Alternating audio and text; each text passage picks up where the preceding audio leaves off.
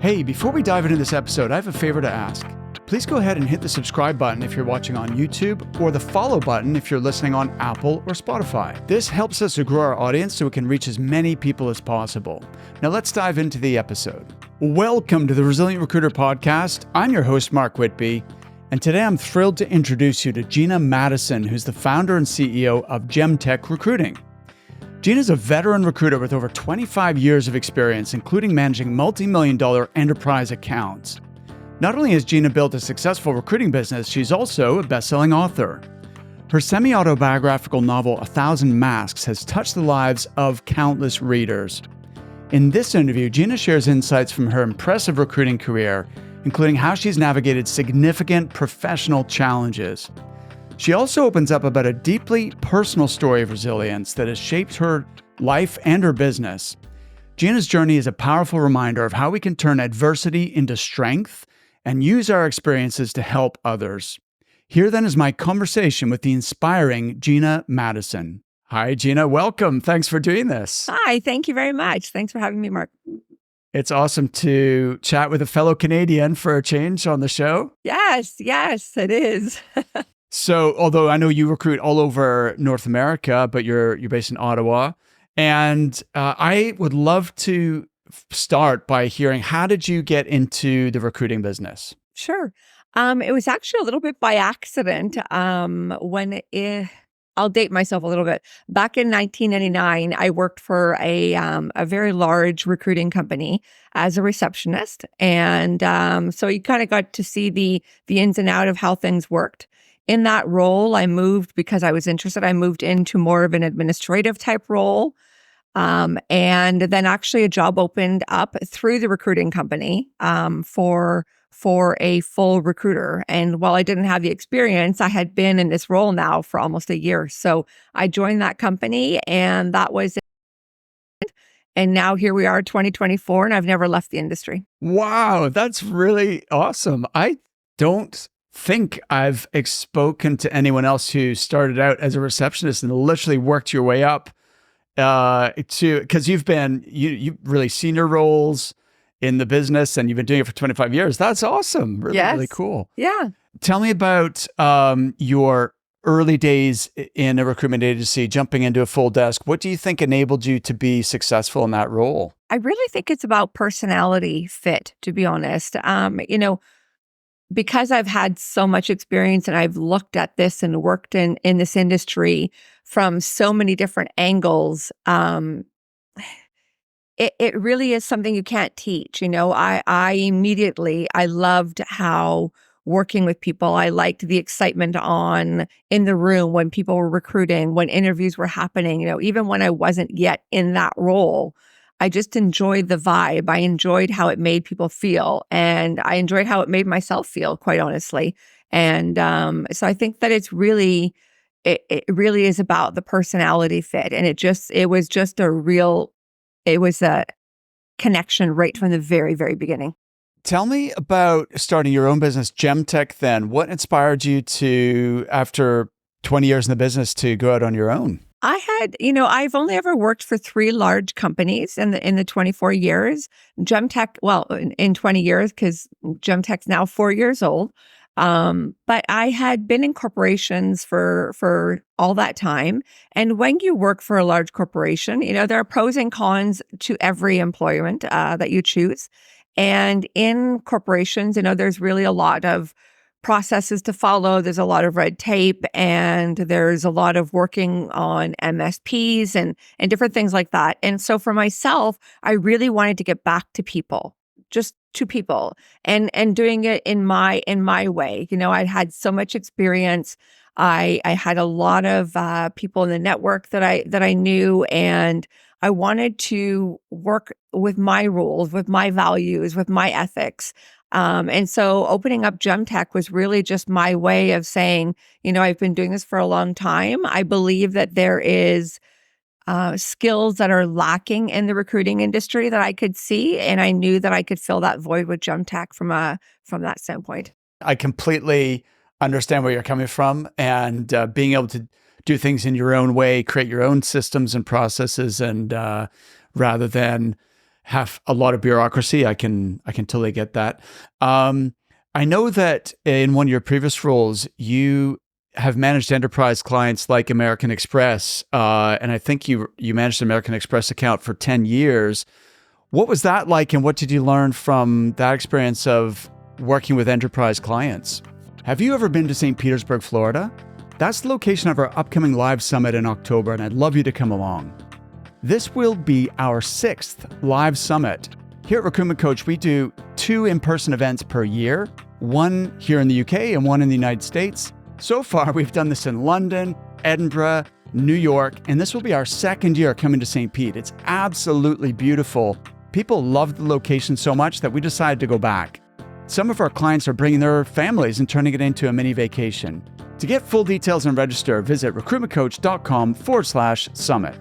I've worked with a lot of financial services, and American Express was an account that I took on when I'd first moved to the States. It was actually, I didn't realize it at the time, but it was to take on that role, to get your hands around that size of an enterprise, of an organization, and make sure that the program that, us and say 20 other companies were working within, that it was being run the way American Express wanted it to be run. And so at that time, I was working for a $2 billion organization, a very large recruiting company. And, underneath that, so I took on the role. When I originally started, there was 18 people on contract. And then I ended up with 180 billable consultants at American Express. And so, wow. Yes, it became very big. But again, I really brought it down to the brass tactics of this being about people, right?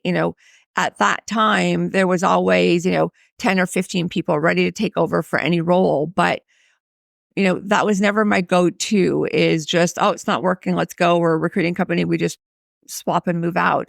I always wanted it to be about the personality fit, about the person. These are people's lives that we're working with. And so even with a company the size of American Express, it's the same approach that I took in running all of our different divisions around the United States, and running that program and that scale of project really opened my eyes not only to the corporate world, but to finance as well as to people, because that was a lot of people that I was managing, and the processes were huge.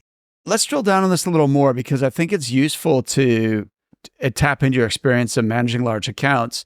So you 10x this account from 18, did I get that right? 18 people to 180 people. That's amazing.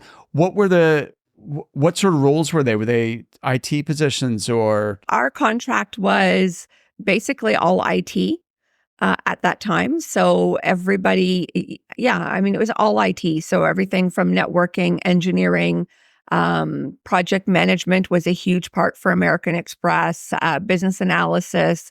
I worked a lot with networking, and ETL development was another huge division. Cybersecurity was another big division. Data analysis, data protection. So it really was encompassing everything that goes along when you think about IT. So I guess questions that come to mind, first of all, is navigating a big account like that where there's multiple stakeholders. How would you get consensus among stakeholders and then get them, work with different departments who maybe have different, needs and different preferences about in order to get those people placed? American Express, of course, is huge. So there were a lot of divisions that we were servicing that don't always talk to each other. In fact, a lot of them don't talk to each other because they're just very, very, it's almost like different businesses within the business. And so managing through that really, again, comes down to what I said at the very, very beginning, is that it comes down to the personality fit. So you have to have an ability to really listen to who you're working with. You have to really make sure that you understand what the problem is, what the solutions that you're trying to fix are. Because when you're working with an enterprise large client like that, they have issues that they're dealing with that small companies, of course, don't. And so they're all different in nature. And so bringing those groups together and kind of bridging that gap regular meetings. I would often bring different stakeholders together and actually like host a meeting within their organization.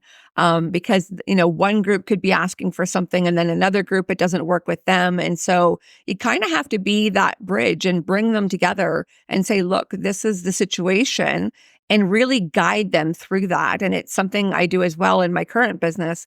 I think I've done it all along, is that, you have to have the personality and the ability to bring people together. People have to be talking. They have to, even if they're not in the same room, they have to be talking and understand what the other groups are going with. So I really think it comes down to communication, really bridging that gap sometimes between large organizations like that. All right, awesome. I love it. What would you say was the biggest challenge, what was the biggest challenge of working with that account? Their audit. What was the audit? Tell me about that. So because we were one of, there were a lot of approved vendors. I think there were probably 25 or 30 approved vendors. We were one of the biggest ones with 180 contractors, right? We were a big vendor to them. So they came to us one year. I forget at what point in the 10 years that I was working with them, at what point it was. But at one point they came and said, because they have rebates, that's the red tape we talk about with corporations, right? So you've got rebates you have to provide, you've got discounts. And so the management of that project, of that account really was a lot of that component, that administrative component, and making sure that we're following the process and the guidelines set by their MSP. And so they came to us as just a regular audit and said, okay, you guys owe us, at this point, you owe us $10 million based on this. And it's the discounts. It's the way it works. It was the largest, I'll say, I found out after, it was the largest audit that company I was working with had ever gone through. And it took 2 years. And that's a long time to go through an audit. And it was really, the audit ended up coming down to me, right? Because how did I manage it? Did I manage those rebates appropriately? Did I have the right systems in place to manage all of this? Were my teams all across the United States working within the boundaries and within the guidelines of the MSP? And after 2 years, it ended up being the most successful audit that my company had to date. And that was within that $2 billion organization. So I was quite proud because it came down to, I think, 0.01% of what they had came to us with. But after going through everything and the record, the records that I would keep and the processes, everything that I had managed to outline and keep record of across the United States, it came down to a 0.01, I think it was 0.1%, if I'm not mistaken, of what the initial amount was. So it was extremely successful. To me, that sounds like a nightmare, going through an audit like that, and not the most exciting thing to do for someone like you, who's a people person. But help me understand, what was this 10 million that they claimed that you owed them? So it was that, they did this with every vendor. So when you work with an enterprise large client like that, every vendor has to adhere to, whether or not you have tenure discounts. If they've been here X amount of time, you have to reduce your rate by X. If they're in this position, their rate has to be X. They have all of these guidelines that every vendor has to go through. And so that year they had picked a handful of vendors, and it was just randomly picked. It was, they came to us. So yes, so for me, who is a people person, to have to do this, but it was also exciting, Mark, in the fact that I got to see how underneath my leadership and underneath my guidance with this such a large account and so many people working with me on this as well, I got to see how good of a job I did. And that's not often you get to do that. So as tedious as that audit was, and 2 years is a long time for an audit, of course, I had a lot of financial help within the organization, but really it came down to how we were managing against their policies and their rules. And so, it was really interesting from that standpoint. It was the only audit I've ever been a part of I'm hoping my last one. But it was so fantastic. Just again, because I really got to see all the work that I'd put into managing these people, managing this account. I really got to see how well it was being followed, and to go from 10 million down to 0.1% of what they originally came to us at was something for us to celebrate. And I continue to celebrate that win today. All right. So what you really mean is you got them to reduce that by 99.9%. Yes. Right. So that's fantastic. Okay. Now I understand why you're proud of that. Yeah. That's phenomenal. And did they accept that? Absolutely. Yes. And that's why it took so long, right? I mean, it was 2 years, and it wasn't just our organization at that time. They did this on a regular basis because that's what large enterprise clients do, as they should. They're spending a lot of money and they need to make sure that the processes are being followed. And so yes, that's why I was so proud of it, because it was a very huge undertaking. And it meant, honestly, at the end of the day, there's not a lot of accolades in this business, like a, hey, atta girl or atta boy, there isn't a lot of that. But when you're working on an enterprise client like that was a big accolade for myself to say, wow, underneath my program that I manage within our company, right? And then them coming and being, no, we don't owe you that amount. We only owe you 0.1% of that amount. We had all the data to back it up. And so I was very, very proud of that at that time. And so was my company. Question then, you mentioned that they had 25 or more approved vendors, of which you guys were one. And yet you seem to have had extraordinary success there in terms of billings. Why do you think you outperformed the other vendors? I have one example that really, I think, is the epitome of one, who I am and why I am successful at what I do. And it will also answer that question. So any enterprise large client, so not necessarily just Amex, but just any client, when they have MSPs of this magnitude, when they're spending, they were spending $25 million underneath my program, right? So that's how much they were spending with us. So I understood why the need to make sure that everything was being followed and whatnot. But sometimes they would come to you as well. We're talking about this particular opportunity, or this particular situation. They came one day and said, okay, starting Monday, all of your bill rates, everybody had different bill rates, but all of your bill rates are going down by 15%. That's a big hit when you've got 180 people working for you. And so I wasn't expecting it, of course. But again, I was in this business because I loved working with people. And so I really had to think about how I wanted to manage this, because it wasn't an ask. It was a demand. It was starting as of Monday, which it was like 72 hours away. This is what's going to happen. And with that many people, that was a lot of money. And so I reached out to a couple of my colleagues who also had contracts. Hey, Gina. Yeah. Can I just clarify a couple of things before I learn how you handled that situation? So when you say 25 million, is that the margin that they were paying your company per year? That's the revenue. So that would be what we build them. That's what we would build them. Okay, but then you have to pay all the contractors out of that, right? Yes. Yeah. Okay. So when they're asking for a 15% reduction, is that off the top line, the revenue? Yeah. Yeah. So let's say my bill rate was $50 an hour. It was going to go down 15%. Okay. So that's a much bigger reduction in profit. It is. Yeah. That's a huge amount then, if they're asking you to reduce the bill rate by 15%. Okay. Please continue. I'm sorry to interrupt. I just want to make sure I was understanding correctly. Yeah, no, absolutely. And so what I had done, because that was such a big impact, not only for any organization, but also for all the people that I had working for me, right? And so I called a couple of my colleagues who also were, this account was huge. So I had a lot of friends that also managed this account as well. And I asked them what their approach was going to be. And they said, it's already done. And I said, what do you mean it's already done? How does this happen in like a day, right? I'd been percolating and thinking of different ideas and stuff. And they said, we had HR draw up a contract and just said to every contractor on billing, your pay rate's going down 15% on Monday.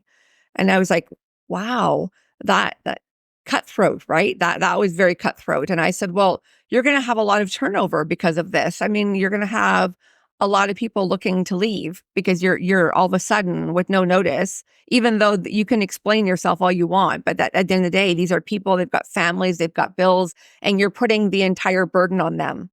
And I realized that, okay, well, for one, that wasn't going to be my approach to 180 people's lives, starting in 48 hours at that point. What I decided to do without ask, I was managing the account. I was going to make the decision. And so I split it. I called every single one of my 180 contractors and I told them that this is what's happening. This is what some other organizations are doing. I've thought long and hard about this, but we're going to share it together. We're going to be in it together. Your rate's going to go down 7.5 points and ours is going to go down 7.5 points. We're in it with you. That was the message, is that we're in it with you. And as much as that still is a large impact, they knew that I was in it with them and that it was my call. And so then I had to go to my corporation and say, this was the call that I made. This is what we're doing. They were shocked at first. And I don't know what would have happened if I left it up to somebody else, but it was my account. And so I took the responsibility on myself. We didn't lose a single candidate. Wow, that sounds like quite a stressful experience, but I love the way you managed that so that, you were able to retain not just the retention of those 180 contractors, you didn't lose anybody, but also your own reputation as well, which ultimately is worth even more, right? Because that is whether people are going to work with you in the future and recommend and refer people to you and everything else. So let's switch gears and talk more about GemTek, because that's like managing the enterprise accounts and dealing with those situations is really interesting. But I can relate more to your experience as a small business owner, right? And the different challenges that you encounter when you're doing your own thing. So what have been sort of the real high points, and then what have been some of the challenges since you started GemTek? Sure. I think one of the challenges was something I could not control. I had a client of mine who's been exclusive with me for about 15 years, and that's a long time to have a client exclusive with you. And so they came to me one day when I was with one of my previous firms, my last firm actually, and they said, we need to hire 15 or 20 people like right away. And I said, okay, I'm thinking to myself, I'd been remote and working. My company was in Phoenix and I was living in New York at the time. And I thought to myself, if I was ever going to open up my own company, this would be it. This would be a great run rate to starting my own company. So I had a very transparent conversation with my employer at the time. They knew that this company had been with me for a long time, preceding my time with them, and the reasons. I mean, I've known them for a long time, and so I said, look, what do you think about this? I never wanted to leave anywhere on a bad note. So they said, you'd be crazy not to. So I said, well, what if I do this and I fall flat on my face? And they said, don't worry about it. We'll hire you back if that happens. I was like, okay. So I did it. So I launched GemTek and I filled 5 of those roles, and there were still more to come. 10 days later, COVID hit. And I was like, okay, so I never could have expected that to happen. And I did fall when that happened on my face a little bit. Of course, all those roles stopped because, well, the world was facing some very, very hard times ahead of itself. And but I decided to stick with it. So while I still talked with my previous employer and they were perfectly fine to bring me back, just as they said they were, I wanted to stick it through. Mark, I really, working with enterprise clients, it wasn't just American Express. I'd worked with the entire federal government in Canada before, like DND and DFATE and Citizenship and Immigration. I also worked with Honeywell and Google and a lot of other large enterprise clients as well. I liked running a small shop. I liked being myself and working with my set of values, my set of, I don't know, just my experience and with my values really is what it came down to. And so I thought, while I was thinking about what I was going to do after COVID hit, my phone was blowing up, right? All these people, even some of them that date back to when I placed them at American Express, the world was falling apart. Everybody needed a new resume. Nobody knew what was going on. People were getting laid off. And I thought, this is when I need to step up and I need to really help. And a lot of that help wasn't even revenue generating. It was just help. But I had made those 5 placements and I could do it, not for long, but I could do it. And I really wanted to, because these people, that were calling me, they all matter to me. And it's why I'm still in this business today. Gina, could you tell me a little bit about your unique methodology when it comes to serving clients? Because I remember reading, I'm not sure if it was on your LinkedIn profile or your website, that you have your sort of signature solution involves extensive use of AI, but with a human touch. Could you talk about how that works? Sure. AI is everywhere now, right? And there's a lot of unknowns and some uncertainties about it. We've all seen great things that it can do. We've seen some things not so great that it can do. And so, really having to learn that. I do have a senior director, Ernie Johnston, who's working with me as well. And he loves AI and the good that it can do. But he also knows, and we're in lockstep with this, that in recruiting, the human element for me and for my organization can never take a backseat to anything. And so it can be very easy, right, to say, okay, we've got AI now. Let's take a job description, match up 15, 20 resumes and tell me the best one and flip it over to your client and see what sticks, right? That is never something I would do. And so, the approach is really, and I'm actually going to be talking a lot about it more on our branding and on our website and some other, ways to get the message out, because I believe this from the bottom of my heart, that there is a space for AI in recruitment, but there is a space and there's a definitive line where it stops. And so that line in the beginning is great when it comes to sourcing through, say, 300 resumes that you got for a project manager role in the last 24 hours.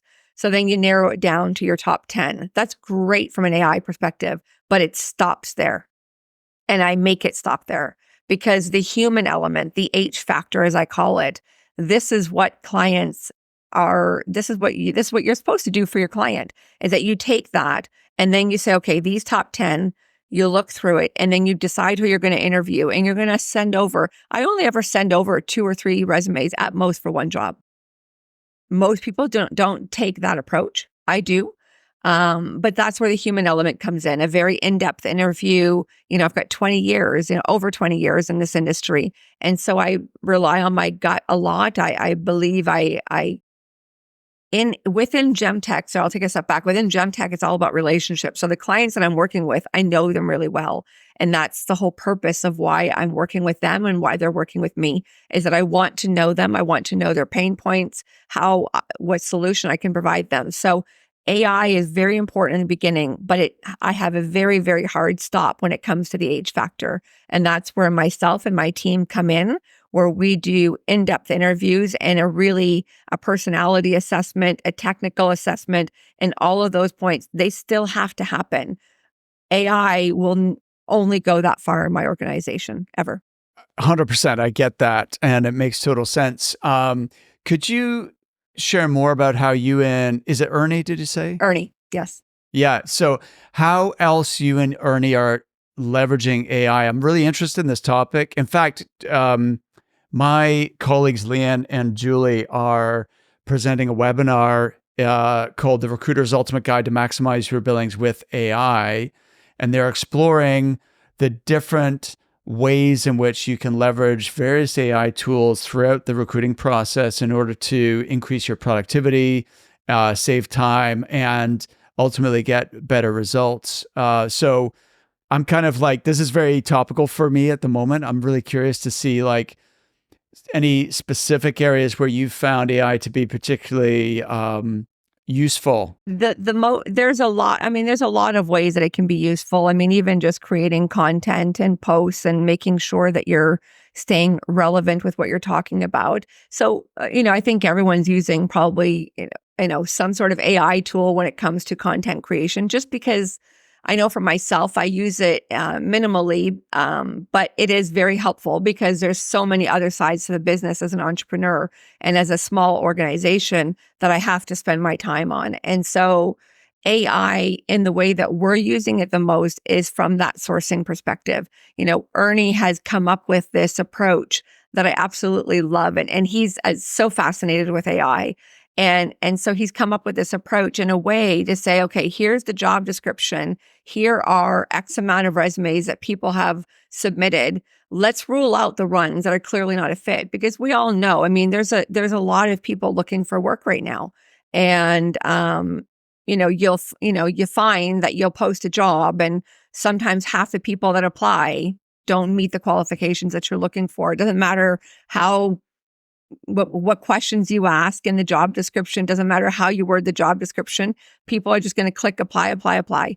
And I get it. People are looking for work, and I understand that, but there has to be a way that we as the sort of the go-between, how we're really servicing our clients and what their needs are, and as well the candidates, right? The candidates equally need to be placed into an organization that is right for them. And so AI, I find, is extremely important from that perspective. And it is really weeding through and taking, it's helping us from that perspective, from a sourcing perspective, and making sure that the resumes on paper match the job description. And then it's up to us to make sure that the personality part, the personal fit, the client fit, the environmental fit, that's all there. And that's the H factor. But the AI part is the sourcing part, and it's pivotal. It's changed a lot of things. Okay, really interesting. Are you able to say a little more about the workflow there? Like, is it, and which tool you're using? Is it ChatGPT, or is it something else that you're using to do the initial sifting and identify which candidates actually do meet your client's criteria? Well, we have ChatGPT is one that we're using but there are a number of platforms that I'm sure Ernie could probably talk a little bit better about. But I know for sure that we're using ChatGPT. But our ATS system, our applicant tracking system, also has a part. I mean, I think AI is almost layered into every single program now. So, whether it be LinkedIn and you want to send AI messages, things like that. So I think it's layered in everywhere. But I also want to say, I think we have a responsibility to be very careful with it, because, you can overlook somebody very easily with the wrong keystroke as well. And so, one of the things that I find is really important for myself when it comes to AI and Ernie as well, is that we're doing it right. Because if you do it wrong, again, these are people and it's their lives and whether or not they get a job. And so there's a responsibility on all of us, especially I feel in recruiting, so important, because these are people's lives and you don't want to overlook somebody because you made an error in it. So I think we have a responsibility there as well. Gina, I love you obviously are a hugely positive person, and that's like the overwhelming feeling I'm getting from you, is like you have this like huge positivity. Looking back, what's been like the greatest adversity that you've had to navigate? Well, I do have a book out there, and it is inspired by true events. And so, I'm quite open about it because I have my own website and I share these things because I want to help people, right? For me, it's always come down to people. So I think the biggest adversity, there's two that really come to mind that have really changed my life trajectory. That was betrayal at a very, very young age, where I had to deal with things and go through things that nobody should have to. And that sets you on a certain path, which is why I actually wrote my book. And I wrote that actually right after COVID happened, because I found myself with a little bit more free time after opening my business. But I did write the book and publish it. So, betrayal at a young age is a huge adversity that I had to go through because it sets and changes everything for you. It's like you're going in this way, and then all of a sudden it's like you just took a sharp left, and you have to navigate that, and you have to navigate it for the rest of your life. And then I think the second adversity was being wrongly let go from one of my jobs. I'm very passionate person about what I do. I've only ever worked for 3 companies. I'm very loyal to the people that I work with and the candidates and my clients. And so when I was wrongly terminated, it was a very dark time for me. But with the resilience and the passion that you see, I decided I needed to take a stance. And not only for myself, more importantly, actually, it's always about the other people. I share it in my book, and I share it openly, even as I am with you right now, Mark, that, when you're wrongly hurt or you're abused in some way, there's a lot of people who feel alone. And so I wrote the book and I talk about it openly because I don't want people to feel alone. I want people to know that there's a safe space to talk about these things, and we have to start talking about these things. So those 2 things in my life were extremely difficult. It could have changed everything, and it did change everything. But I've managed to come out of it, I think, stronger, more resilient, and very much about living in the moment. Wow. So just to clarify the book, so what's your book called? It's called 1,000 Masks. Okay, so 1,000 Masks, but this is it's fiction, right? The book is fiction, but obviously you drew from your own life experience to write the book. Am I understanding correctly? Yes. What made you decide to even write a book in the first place? That's quite it's not an everyday thing to do, right? Not many people would spend however many hundreds of hours that must have taken to put that out. What was motivating that? I guess it always comes back to people. I feel like I'm saying it a lot, but it really is, it is that, with everything that I've gone through and the stats, 1 in 3 girls will be abused. 1 in 6 boys will be abused. Having been one of those 3, right? I felt a responsibility that I put on myself.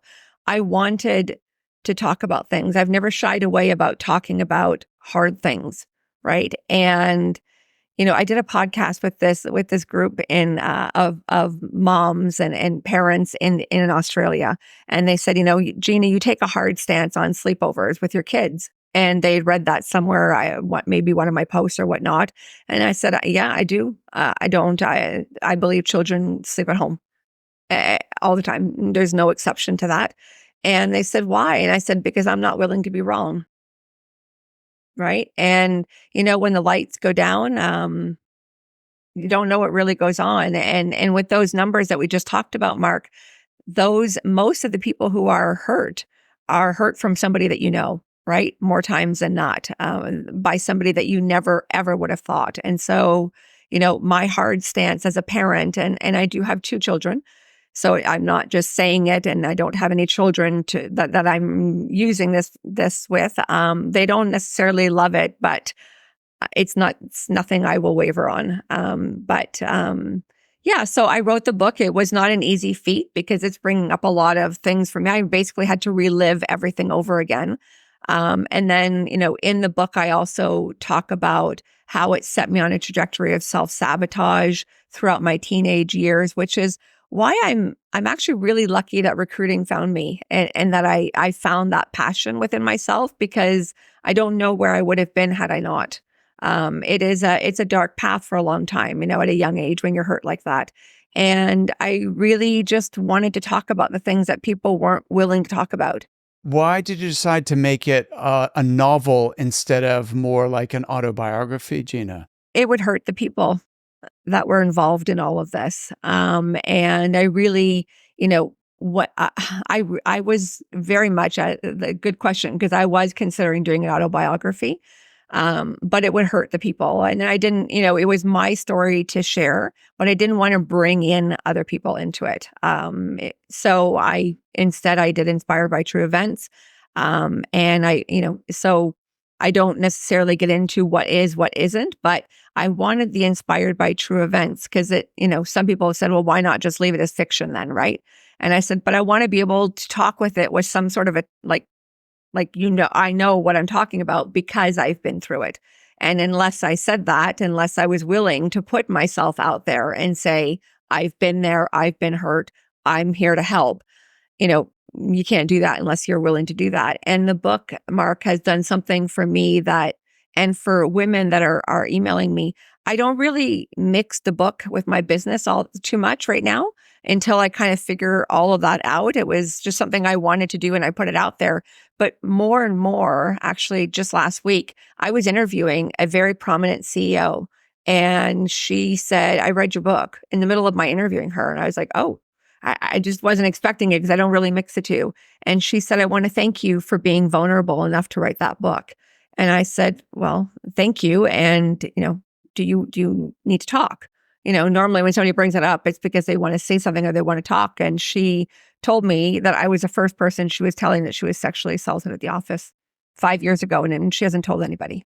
When you were writing that book, I mean, it must have been hard to really relive all those memories. Do you feel like it helped in some way for you to heal, or what was yeah, obviously it helps other people who read it and, can and know they're not alone, but what did it do for you to kind of put that in writing and put it out into the world? I don't know that, I have long dealt with my trauma, from a young childhood. I think I was 6 and then I didn't remember until I was 12. So it was from 12 and on that I really had to deal with this in my whole life. But, I don't think that it did so much as far as healing for me, but it was empowering for me to be able to share my story and talk openly about it, knowing that, or hoping rather, that it would really get out to as many people as possible, because the people that have reached out to me and the reviews that I'm getting about the book just means something, right? And to know that I'm helping give a voice to generations of women, men. It's women are the ones that are reaching out to me right now. But, it just knowing that I'm able to give a voice to people who wouldn't have otherwise done that, it's done something for me, right? Not only for myself, but for my children. I have a daughter. I have one daughter and one son. And, when you think about that 1 in 3 and 1 in 6, we have to protect our generation. We have to protect our children. And for me, it's just been very empowering to know that I guess that I was strong enough that to be able to share that story and to relive that, right? It was a year-long endeavor to write the book and to get it out there. But it was worth it. I always said, even if it helped one person, and it's helped way more than just one person. And I hope that it continues to get more, continues to help more people. Wow. I wasn't expecting the conversation to take this direction, Gina, but you definitely are the epitome of resilience for sure on many levels. And yeah, so and potentially empathy, and why you're so good with people. Is you've been through a lot, and you're able to relate to people at a deep level, it seems like. I actually never thought of it that way, that it was still, again, about people. I never really sort of thought of it that way, but I guess I really just wanted to help people heal, right? Because I didn't get that. I didn't have anybody that was openly speaking about these things, and to be somebody that's actually reachable. I'm reachable, right? So if I put my email out there, I put my phone number out there, that if people want to call, if they want to email, it's in my book, it's on my website, that I'm there, and I really am. I will listen and I will help when I can, anytime I can. Okay. Wow. Fantastic. Gina, this has been a very interesting conversation, and I'm glad we connected. There's a lot of layers, a lot of levels to this, right? We've covered everything from deeply personal to professional, and now I think a common theme is navigating challenges and being resilient. And so That's been a common thread for sure. So Gina, thanks so much for being on the Resilient Recruiter. Absolutely. Thank you for having me. It's been a real pleasure, and I hope this, even our conversation, helps people as well. Just like you said, we've talked about a lot of stuff, but resilience, empowerment, and dealing with our issues. I think every day, I just want to kind of leave it like this as well, is that every day we have a choice on how we look at things, right? And lately, I've been seeing a lot of pain and a lot of hurt and a lot of fatality, and there's just a lot going on in the world everywhere, right? And around the world. But we have a choice about how we think about it and how we can help. And those are choices that we can make every day. And I think that if you choose to be resilient and positive and to come at it from a place of love and understanding of other people, we'd be able to help a lot more than we think we can. Thanks for watching. If you enjoyed this conversation, check out some of my other episodes. You'll see 1 or 2 suggested episodes on the screen now.